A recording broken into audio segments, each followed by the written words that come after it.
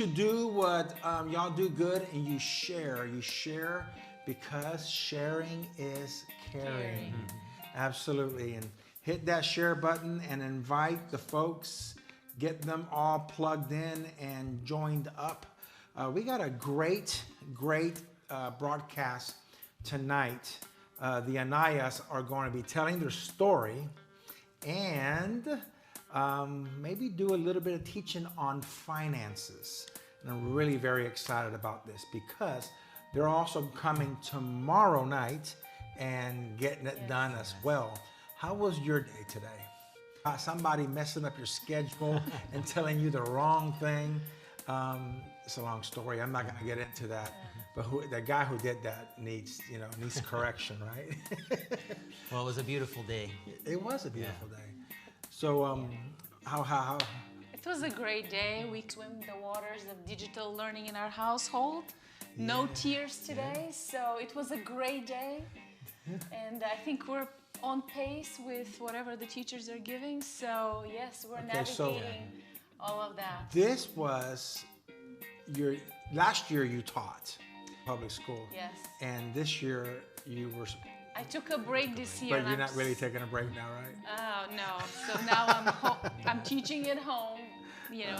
Three different levels. I'm thankful she's home because I can only imagine how crazy it would be if we were both working, and especially her being a teacher and us trying. So it would just be correct. Yeah. So my heart goes out to all of you out there that you are trying to work and provide for your family and manage all of that. It's overwhelming for somebody like me who is trained and all the apps that we've had to learn, and everybody's got their own way of submitting assignments. So I hear you, and I don't know, it's been interesting. God always graces. He increases our capacity when we need it. But yes, I say kudos to all the moms and dads and making sure that their kids get all the learning that they can during this season. Good to have Jose, Robin, we have Grandma. Grandma is logged on. How incredible is that? Yes. That is awesome. Shannon, good to have you. Hi, good Shannon. evening. Raul and Janelle and the McMahons are logged on. I'm so glad. My mom is logged. Love you, Mom.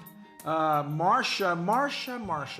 Marsha got a prize, a We See You prize at our Dream Team meeting because every time we go live, she is engaged and on, and then don't we love Marsha? Way to go. And she's a wonderful blessing to our children. She has helped with the children at church so many times, and such a faithful prayer team member. So we love you, Marsha. Her intercession is what blows me away. Every Sunday morning, I know Marsha's praying for me, and I know that somebody is engaged in intercession early that morning and through one of the services. And Marsha, I really appreciate that. Good to have Jill and Valerie and Terry. Erica Crawford is watching. Isn't that awesome? I'm glad that Erica is watching with us today.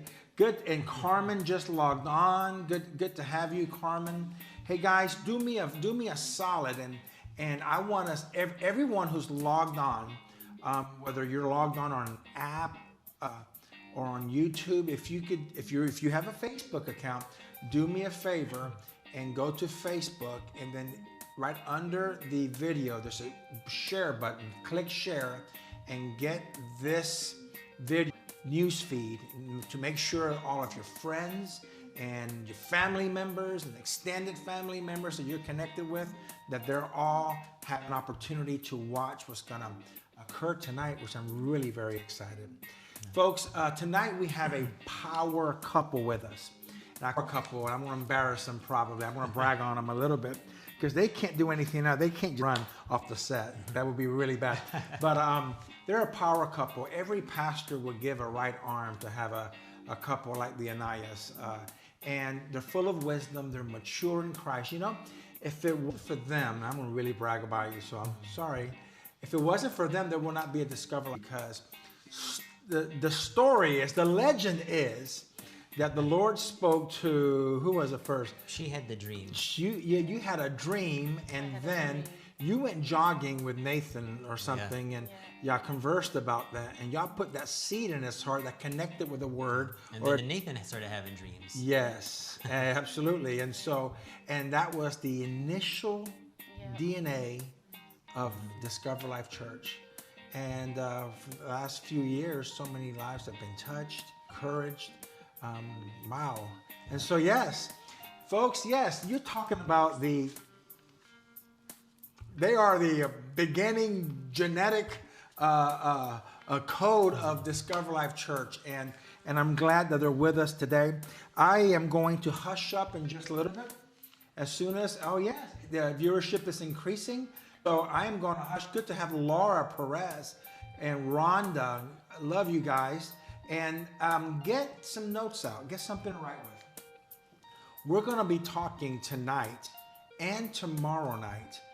And they're going to not just tell their story, but how their story connects with finances. And then what they're going to do is we're going to have a conversation regarding finances and how that can help you. Listen, once we get out of this quarantine time, first don't know how the economy is going to react. And they don't know whether a later wave of economic recession is going to come. Regardless, we need to be ready, and it's never too late started. And so that's kind of what we want to start off with today. And so, you guys are awesome. Thank you for being on. Thank you for being on. And so what I want to do is let's talk. Why don't you share with the folks and share with me and those that are here today a little bit about yourselves. And who wants? I'll start. I can just share a little bit about where I came from, a little bit about my testimony, where I started. And I think the first time I remember having an encounter with God and choosing to be saved, saying the salvation prayer was probably 3 years old. I have a really vivid memory of going to church with my dad. My dad took me to church. This is in Tucson. It's where I grew up in the early years. And my dad took me to the Tucson Tabernacle. And as a 3-year-old, I was doing what a 3-year-old does at church. I was laying under the pew, scooting around back. You were a church rat. Yeah, I wasn't paying attention to the service. I couldn't tell you what was preached that day. But I remember laying there on the carpet under the pew and hearing them do the altar call and say, "Who wants to receive Jesus?" And I just at that age, I remember saying, "I do." And I prayed the prayer, and that was the first time I remember praying the salvation prayer. Look at that. And I don't really remember going to church a whole lot after that as in my younger years. But whenever I got to be maybe about 12, 13, I rededicated my life when I was 14. And I did Royal Rangers. My dad took me to church. He was faithful to and I became a Royal Ranger from about 10, 11. And I was a Ranger for a few years there. And that's where I really started with Rangers and doing Rangers at DLC. But that was the seed that was planted. And then whenever I got older, I just started here at DLC. But look at that. What's your story? Well, I had a different upbringing. I really didn't have much of a church experience. I'm originally from Bulgaria, which is a small country in Eastern Europe. And when I was growing up, Bulgaria was communist. Nobody really went to church. We do have a main church. It's the Bulgarian Orthodox Church. But people really didn't go because if you were a little bit too religious, you were persecuted or you ended up in a labor camp. So we didn't celebrate Christmas. Our big holidays were really New Year's. That's when Santa. But I remember growing up, and when I was about 11 years old is when the change in my country started to occur. And we started to transition from communism to democracy into a market economy. And I grew up in very difficult circumstances. You guys remember a few weeks ago was a run on the stores, and all of a sudden Kroger and Publix were empty shelves. Well, we lived in my country through that for a long, long time. When we went to the store and there was absolutely nothing that you can buy, and we sat in lines for 3-4 hours just waiting on a truck to pull. and we would buy whatever was on the truck. And so that experience was just key in our marriage.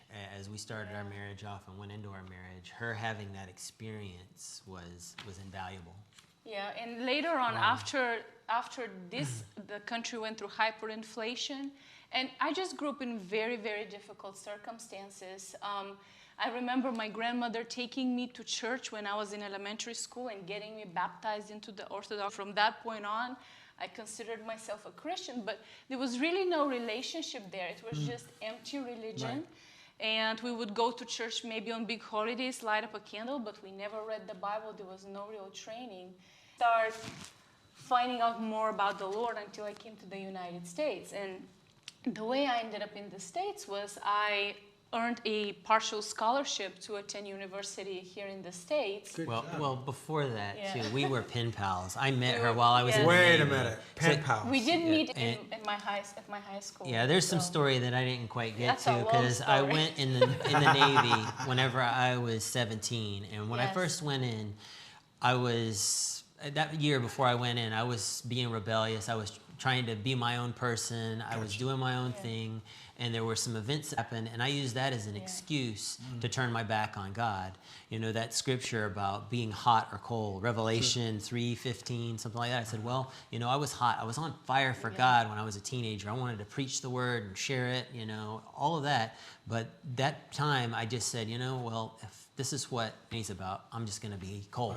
And I'm going to do everything I know wrong. So the first 2 years in the Navy, I was doing all kinds of stuff, but in the midst of that, I was preserved. Every time I was doing something that would lead to maybe me being really messed up, something would come in and prevent that. Looking back, I can see that. And I can only attribute that to parents, that my parents were praying for me, my grandmother was praying for me, and that is what protected me from those things. And then at the end of that second year, I had an encounter with God where I had a vision of me going towards the darkness, and then the Lord was behind me with his arm and shining light. And he said, I'm here for you. I'm waiting for you. Come back to me. And then I just turned and I started to go that way. And from that point forward, I started doing a Bible study on my ship, and I started to go back to get right, you know, do the right thing. So parents get discouraged, okay? If you're praying for your children, this is a testimony right here of one who went astray, did his own thing. Listen, I've heard this said many times. You can run away from a lot of things, but you can never run away from the prayers of your mom or your father. Yeah. And that's so encouraging. So you were pen pals. Yeah, well, that happened in that third year. So after that, and I was trying to get right with God. Yeah. I stopped in Bulgaria as a part of being on the ship, and we became pen pals. And out of that, some people don't know what that means. Right, we wrote each other letters. Through the mail. Okay, but so it took you just months. went to like a pen pal or something. No. That's a long story. Just briefly. So I got off my ship while I was in Bulgaria, and I was in a specialized high school for learning foreign languages, the sailors came in. They came on a hospitality mission to donate books and to give us an opportunity to ask questions. And they wanted to practice their English. And so I was so caring. I wanted to share my address. Looking for Bulgarian ladies. Yes. I'm teasing. But this is something. Were you a junior in high school? It was like a year before you graduated? 2 years, I think. And I was like, what, 15, 19? right? I was 19. Okay, so he was 19, people. Okay, don't get weird, all right? And I take a bag of candy to the school. No. Hey, little girl. No, I'm just teasing. Great, that's pretty neat. So you started writing. We were friends for a while. And when I came to the States, because I convinced my family to let me come to the States on that scholarship, kind of started seeing each other and dating, and we started a relationship. But it was because he was trying to go back to the Lord, and he was desperate to get me saved because it was very obvious. I mean, I was calling myself a Christian, but I didn't know anything. I just thought that being a Christian meant that I lived the 10 Commandments and I tried to do more good than bad, and I just didn't have a clue about anything. and he was not supposed to be unequally yoked. So he would start taking me to church and drag me to crusades and try to get dating, huh? No, and that was awful. That was just did not work very well for him. But the thing is before that, I felt like the Lord had called me, that she was the one, because the truth be told, I have things that I wanted in order to get married. And one of the things was I did not want a long-distance relationship based on what I had learned in the Navy. Yeah. And so the Lord I was like praying, I was like, Lord, send me somebody. He's like, I already sent you somebody. And she's the one. I'm like, but we're so far apart. I want somebody that I can have, that I can see every day and that, you know, I'm not apart from. And our entire relationship was long distance, which was great. But the thing was, once he left me alone, I think that's when the Lord really started working on me. And it was very hard for me. When I was here in the States, the first year specifically was very difficult because my country was in turmoil. My parents could not even allow to wire money out of the country. Wow. And here I am on a partial scholarship trying to find my way. And it was very difficult. Sure. Finances were very, very tight. But the Lord started working in my life. He brought angels in my life, people that would love on me in the way. When I didn't have a place to stay, they took me in. And they didn't evangelize me. They just loved on me, and they were there for me. And till I was able to save up and find my own place.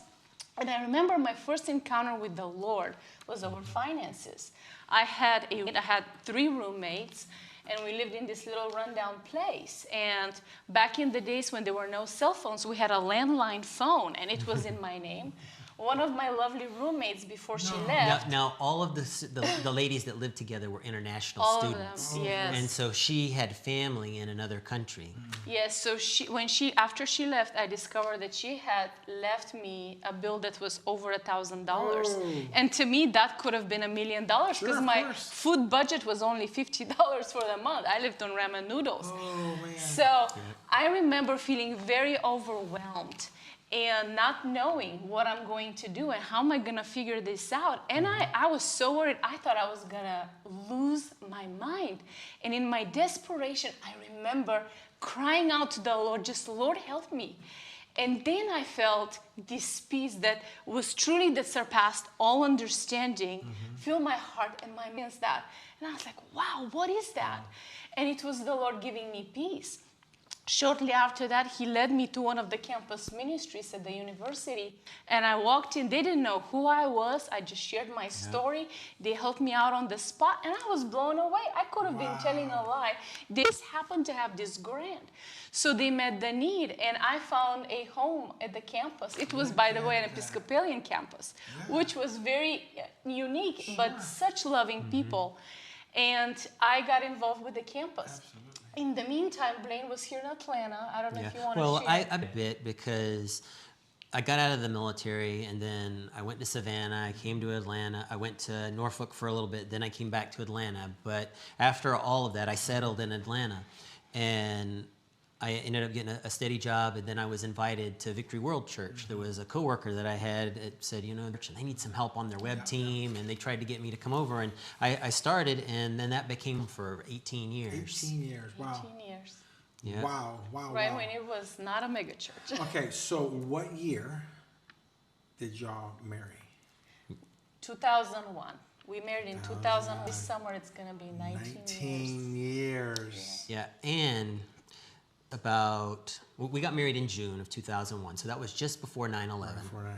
But just before that, about 2 weeks, it was May 15th, was my last regular paycheck with the company that I worked for. It was a .com company, and they were working on securing second round, third round funding, and all of that, but things were pretty rough, and at that point they said, well, we're laying off a lot of people. A lot of people just chose to stay on even though they were being laid off. Sure. And then they said, some of you that aren't laid off, we can't promise when you're going to get paid. So we started our marriage off. And this is the thing, is that up until that point, after I'd got out of the military, I had been very successful, at least in the world's eyes. I had set a target that if I could make as much as my dad made whenever I was younger, then that would be a reasonable income to make. And so by the time I was 23, I was making twice that amount. Yeah. And I was like, man, I'm like the best thing since sliced bread. I am like full of myself. And then Petia knew that I was doing well. We were going to get married, and you know, she had something to look forward to, a reprieve from this financial hardship and all these hard times. You know, we're going to have a great marriage, and you know, all of that. And then 2 weeks before, stopped getting paid. We put 2 weeks before we got married. I had just graduated from the university. Even though I had a hard financial time, I had done exceedingly well. Won awards, was top GPA in my major at the university with honors and all of that stuff. So I'm ready to start a new career, a new life, getting married, and he's not getting paid all of a sudden. And she had did an amazing job in school managing her finances, even though she couldn't work anywhere but on campus. She managed to finish school with a very small amount. I think it was $1,500 maybe of student debt whenever she finished. Sure. So in June, you got married. 3 months later, the planes hit the World Trade Center and the recession began. Yeah. Ouch. Yep. And I'm still working for the .com company at that point, still kind of sporadically getting paid. And then just after that, I finally was laid pink slip in October, and it was all done. And at that point, I went, woohoo, I can go get a job. Because prior to that, I was a qualified, worker. I was top in, what I did. I was an expert in my field. And I thought, well, I'm just going to go out. I'm good now. And I went and I put out like maybe 4 applications. I'm like, yeah, I'm going to have the choice of which one I want.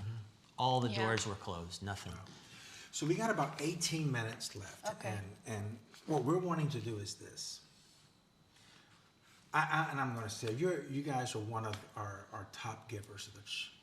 And people can look at y'all and say, successful couple here. I know some of the story. I'm even learning even more as we're talking now. What can we give our church family right now? Some of the we've learned, that you've learned, and some principles so they can immediately say, okay, I want to hear tomorrow. Tomorrow I want to know more about your history and all the events that led up. Let's kind of dig into some of the principles I've learned in the last 19 years on what you can do with finances and that can make you recession proof. Okay. Recession proof. Who wants to start that? Well, I think talking a little bit about the foundation as we started our marriage out, some of those principles were the key principles that helped us be successful, because when we started, we went through a ministry very similar to Discover Freedom. Yes. And so it dealt with a lot of the junk inside of us. And so like pride was a huge thing for us. And so dealing with that helped us work better together in our marriage.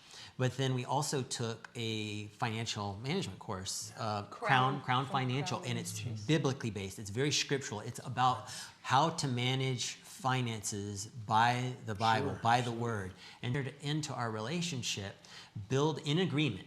Having agreement as this is the way we want to handle our finances. Yes. And being able to identify what needs and wants are. That was one of the keys in that, is that we really were able to have a proper definition of what it means to need something and what we need. So before you dig in, so get this correct. It's a whole lot easier to learn something in that principle to imprint in your spirit after you've reached a place of humility. Yes. And God really dealt with, as you were saying, with your pride.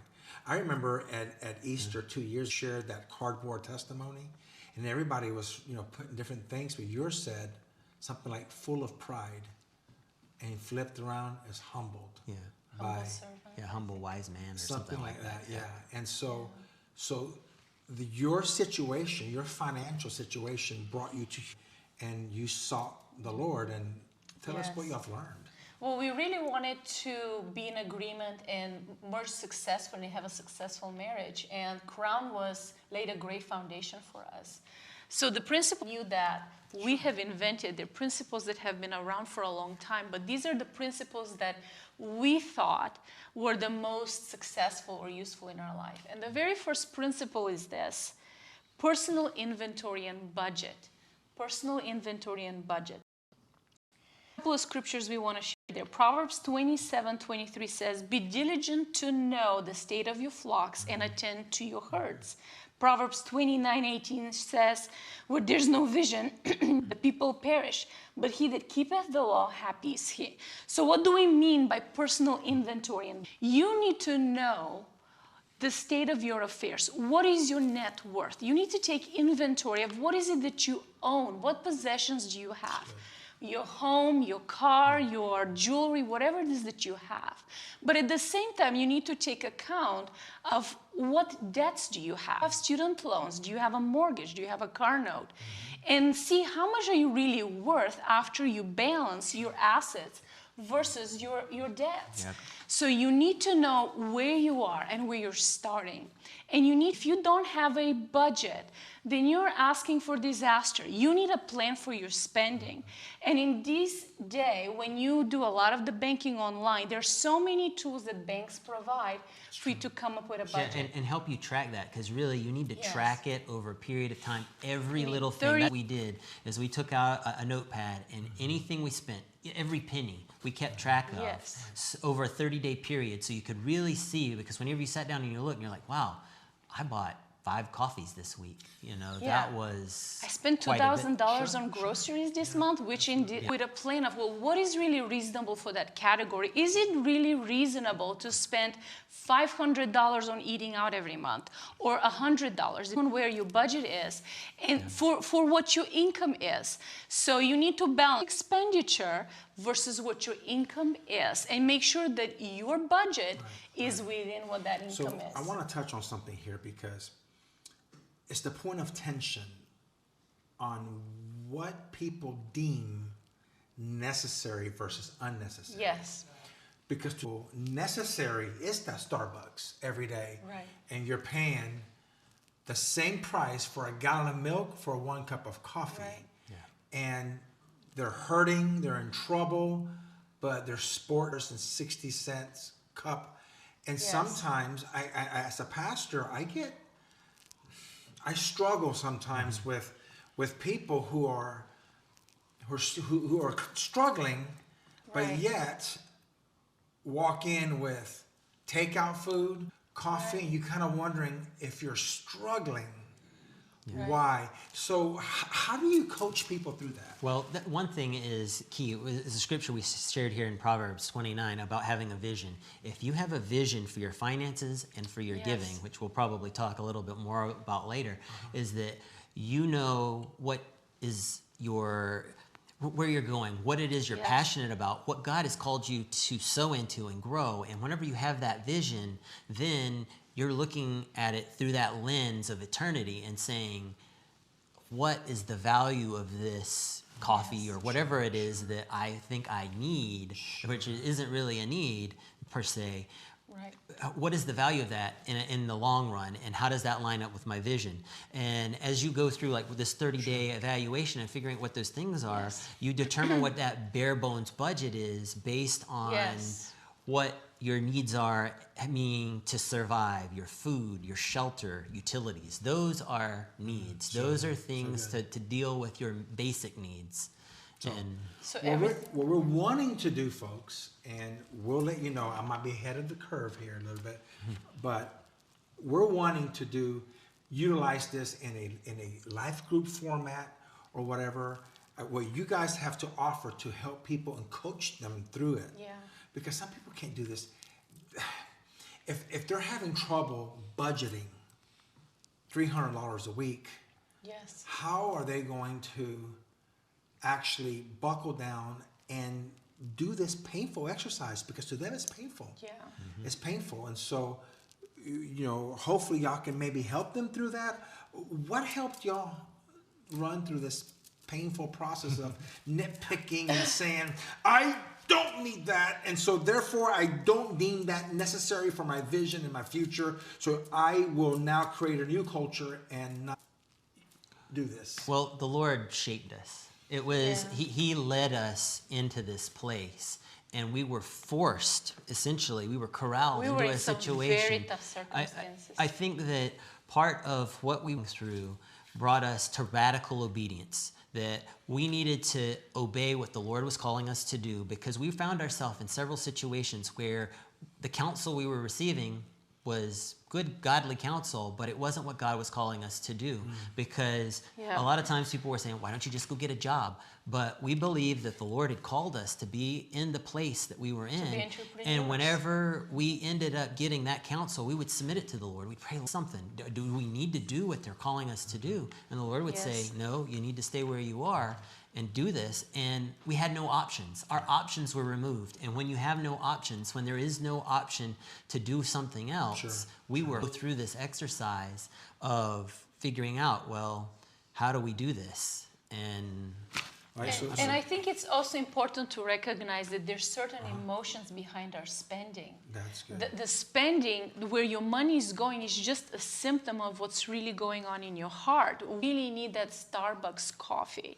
Is it really that you need the caffeine? There's no other source for that caffeine? Or is it that you want the prestige and the experience and the atmosphere and the camaraderie with your friend to go and get that Starbucks coffee, but yet you cannot afford it? So I think it's important to take, and that's kind of going into the next principle, which is about spending. Absolutely. You need to look at your spending, and you need to see, how can I decrease my spending? Not just to stay within your budget, but so that you can be a greater giver, you can be more generous. So look at your rent, look at your mortgage. Is this really the right size for you? Is it possible that you have overextended yourself because you purchased a home that's beautiful in an expensive neighborhood, but you can't pay your mortgage? Are you in a place that's too big? And maybe there's some hard decisions there that you may need to face. Maybe you need to downsize. Or maybe you're fine in the space that you're at. Well, even in our own family, we're a family of 5, but we have a 3-bedroom house. Some would say, oh, well, you need to buy another house so, all the kids have their own bedroom. But I know that in other countries and other places, even in other families that live here, that there are 3 or 4 kids in one room. We can put, several bunk beds in one room. And that's right. They need to learn how to cooperate.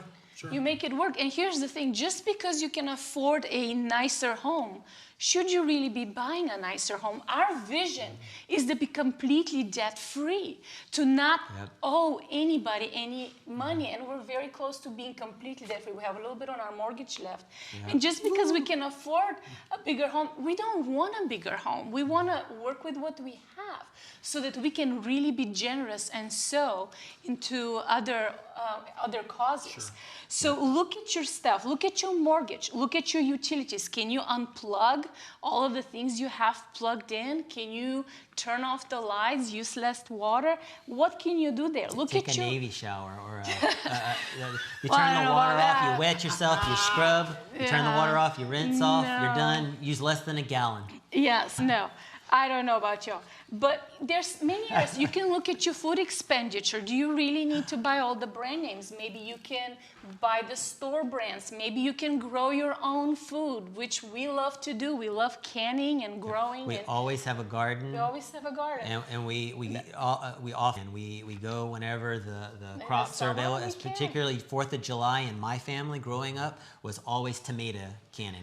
We got bushels and bushels of tomatoes and put 60 quarts away.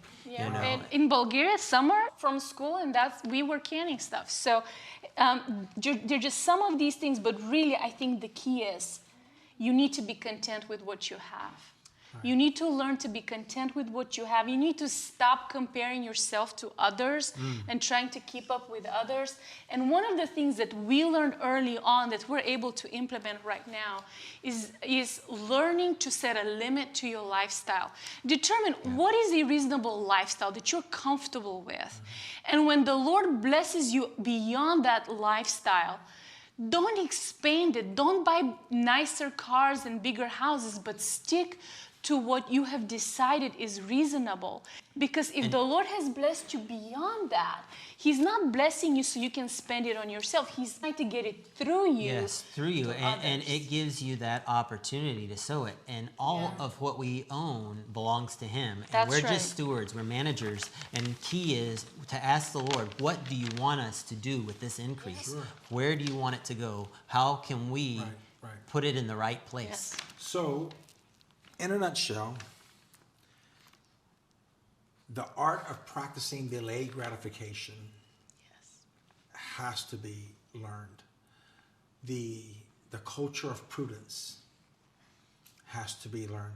I'm going to tell you, with my wife and I, when the housing crunch hit, we lost several homes. We were over mortgaged. We went too far in the dark side, and the fall was a great and mighty fall. Since then, God's really wiped everything away, but it took 7 years. It took 7 years and 2 foreclosures. We had a total of 5 homes. We were able to short sell 3, 2 foreclosures, and we entered the rental market. And I wept for a year and a half, but I'm gonna tell you, it caused us to shift the way we did things. It does. And got completely out of debt. And thankfully, all the foreclosures were wiped away completely. They don't even show up on my credit. But God helped us. But it took 7 years of establishing that culture. And of course, you know, what Petia and Blaine just said, to some of y'all, it's like putting sand in your mouth. Because of the way the culture, the spending culture. Money's a very, very sensitive thing. It is. And how money is used, to some people, it's a drug. And it's almost like taking away people's drug and how they manage that or challenging them with that. And some of y'all might think, oh, that's just too far. They're just too frugal. I don't know if I can do that. Well, if gosh, this is going to sound really tough. But if you saw their portfolio and you saw where they come from, maybe it's something that it might encourage you. You don't need to know that. You know, obviously, it's no one else's business but theirs. But they're at a place now where I'm going to go here.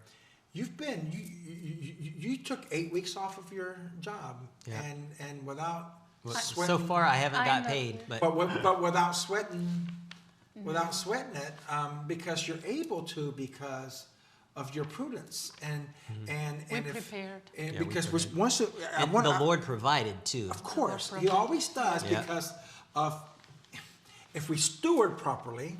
Yes. You know, when we're faithful, He always gives. When we're faithful with ungodly mammon, He can trust us. That's right. And let's take it to number 3 here. Yes. Is establishing an emergency fund.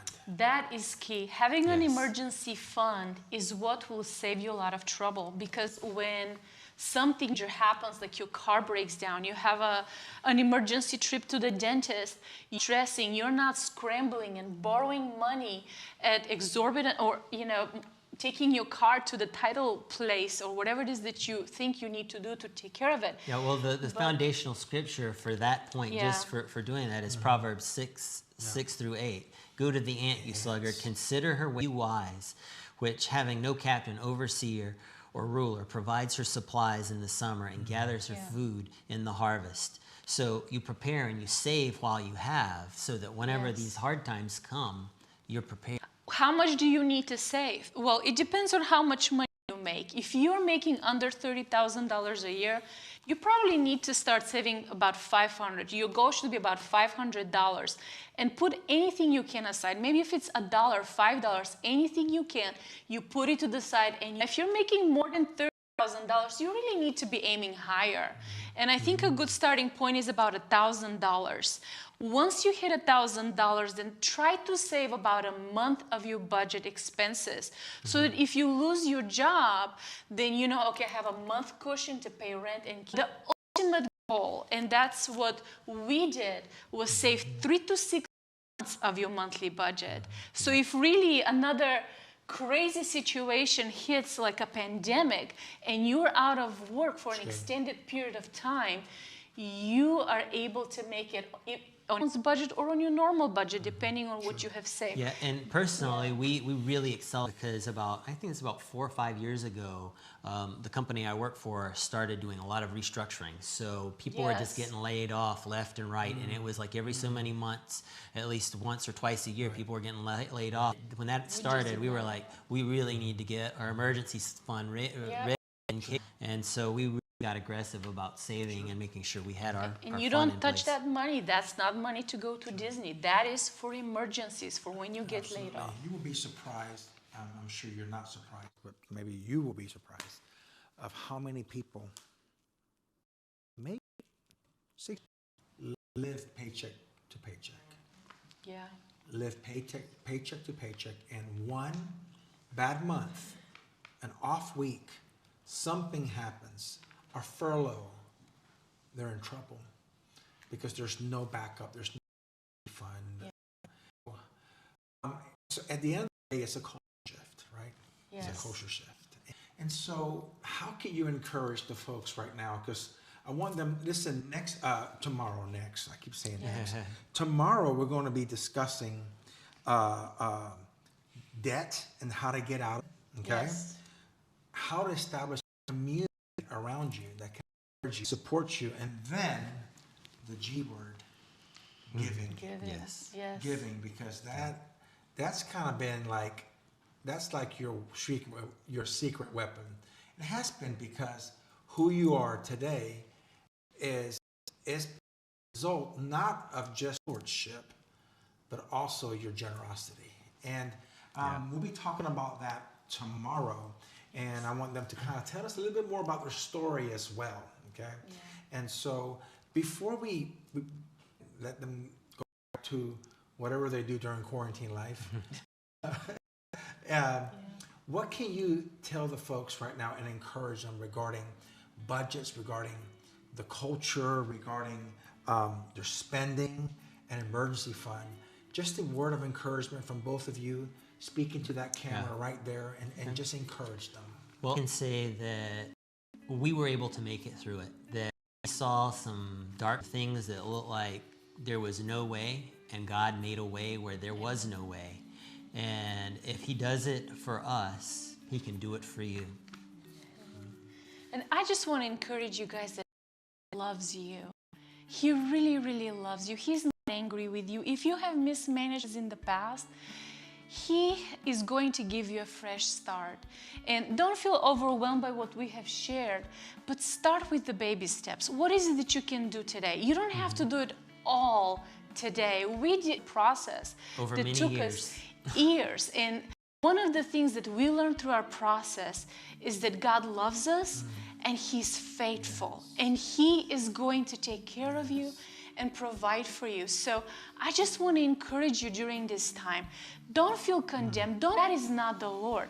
The Lord wants to tell you that He loves you.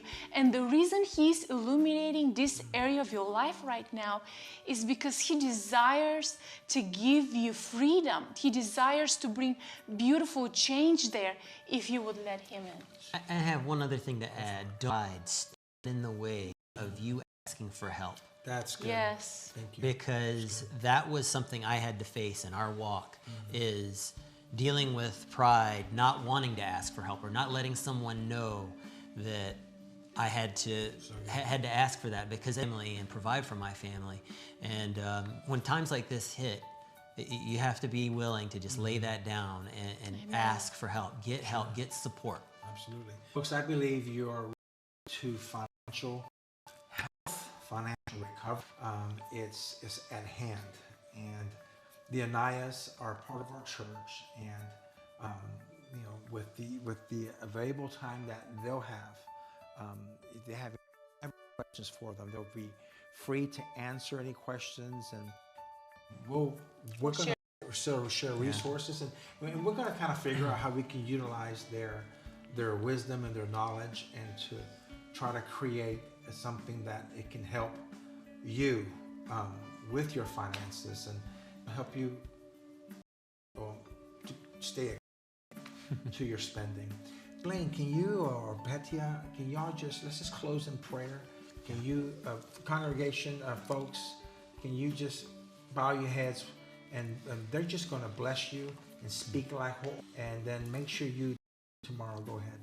Lord, I just thank you. I thank you for this time, and I thank you for all of those tuning in and those who will watch, that you are with them, and Lord, that you have a blessing to pour out upon them, Lord. I just pray that the blessings of Deuteronomy would be poured out upon us coming in and going out, that they would be the head, not the tail. Yes. Lord, that you would use this time to pour out wisdom and understanding. Lord, that you would give them, Lord, a word, Lord, to deal with their finances, to be ahead of the game, Lord. And even if they find themselves, Lord, that they would know that you are with them and that they would be able to hear your voice and come up with ideas, Lord, that you would give them revelation where they are, encouragement and strength to walk this out, and that they would come out better on the other side. Yes. And that it would be for your glory and for your fame, that your name would be known, made known through the things that you do in their lives, the testimonies. And it's in Jesus' name we pray. Amen.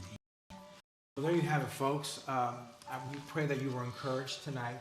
Tomorrow, I need you to tune in. Let 2 or 3 people know. We're going to kind of review a little bit of what we discussed today, and then we're going to be talking about getting out of debt, fast ways of getting out of debt, building a community around you, and of course, we're going to talk about your secret weapon of a believer is your understanding of generosity. And I'm going to tell you, when you combine generosity with stewardship, the heavens open up over your life. So we love Discover Life Church. We love you, friends. God bless you, and have a very good night.